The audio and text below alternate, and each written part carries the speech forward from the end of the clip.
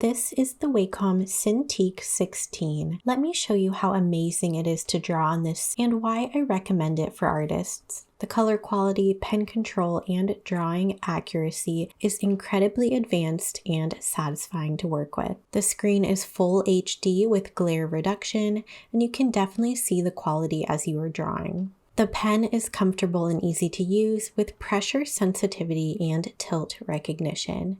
You can program the buttons on the pen, so I have programmed the bottom button to be an undo or reverse button, which I find incredibly useful if I accidentally make a mistake and want to reverse it. The Wacom is going to be connected to your computer or laptop, giving you the capability to connect any editing software or drawing program you need to use. So for instance, if you are using Photoshop, you can move things around and adjust the scale up or down without losing resolution and quality of your images. This is the smaller version of the Cintiq, which means it doesn't take up too much space wherever you are working, and it's much easier and lighter to travel with or to move around. It has these folding legs, so you can comfortably draw at an angle or fold up and use flat. And overall, this is just an amazing display to use when you're needing a second screen to connect to your computer programs and draw directly on it. I definitely recommend this Wacom Cintiq 16 for artists.